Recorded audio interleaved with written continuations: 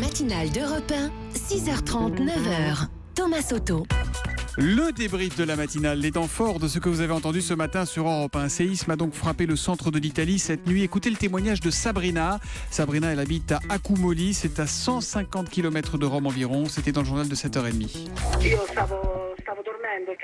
J'étais en train de dormir et j'ai senti une énorme secousse qui a complètement ouvert le mur où se trouvait la tête du lit. J'ai tout de suite compris qu'il s'agissait d'un tremblement de terre. Je suis allée dans la chambre des enfants, je les ai pris avec moi, on est descendu au rez-de-chaussée.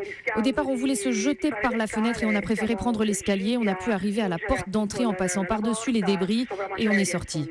Ouais, notre correspondante à Rome nous disait tout à l'heure dans le journal de 8h que selon les médias italiens, le dernier bilan provisoire ferait état de 13 morts au moins suite à ce tremblement de terre la nuit dernière en Italie. Un plan de sécurité va être présenté ce matin pour anticiper au mieux la menace terroriste qui vise les établissements scolaires. Écoutez Michel Richard du syndicat des proviseurs, il était mon invité à 7h45.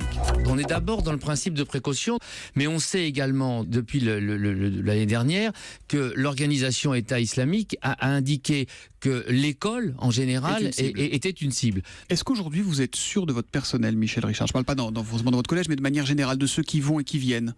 Alors bien évidemment, le risque zéro comme le 100% des personnes, non. Mais nous sommes très vigilants, sur les modifications de comportement des élèves et nous serons évidemment toujours très en vigilance sur les modifications de comportement des personnels.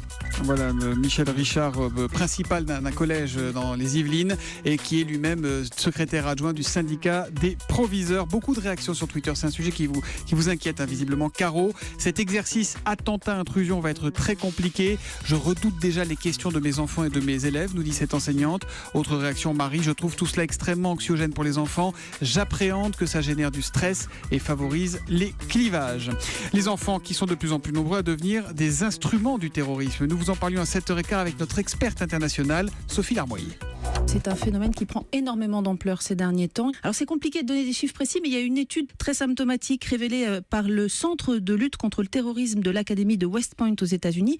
En étudiant les vidéos de propagande du groupe État islamique entre janvier 2015 et janvier 2016, ils ont dénombré 89 enfants ou jeunes morts au combat. Mais il y a 3 jours, dans un tweet, l'une des auteurs de cette étude a réévalué considérablement ce chiffre qui en quelques mois serait monté à 259 jeunes. Vous voyez l'ampleur, l'inflation du phénomène. Voilà, Sophie Larmoyer qu'on retrouve avec les experts à 7h15, Géraldine Vosner pour le vrai faux de l'info de la matinale et Axel de Tarlet, notre expert éco. Et puis, juste après, à 7h25, Jérôme Commandeur pour le Commandeur News. Il nous a permis de visiter le nouveau QG de Nicolas Sarkozy avec donc Jérôme Commandeur qui aime jouer les hôtesses d'accueil. Écoutez et savourez. Ah merde.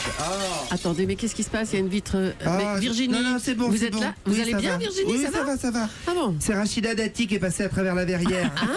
Tu vas arrêter de rôder autour du QG? C'est à monsieur Sarkozy de t'appeler s'il veut bosser avec toi. Tous les jours, elle se déguise pour pouvoir rentrer, celle-là. Tous les jours, un métier différent.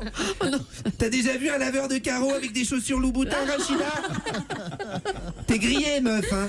Ah, elle abuse. Hier, elle s'est déguisée en Teddy Riner pour pouvoir rentrer. David Douillet, il l'a chopé. Il lui a fait une planchette japonaise. Elle a fini avec le logo des Républicains dans les gencives. Ah, Et ça, c'est quoi? Mais c'est quoi ces casseroles là? Je vous laisse, c'est les casseroles de monsieur Sarkozy qui viennent d'arriver. Avec toutes celles qu'il a au fesses, lui qui aime la télé, il va bien pouvoir faire Top Chef. Voilà, il arrose tous azimuts tous les matins. C'est Jérôme Commandeur dans le Commandeur News que vous pouvez réécouter d'ores et déjà sur notre site europe1.fr en podcast.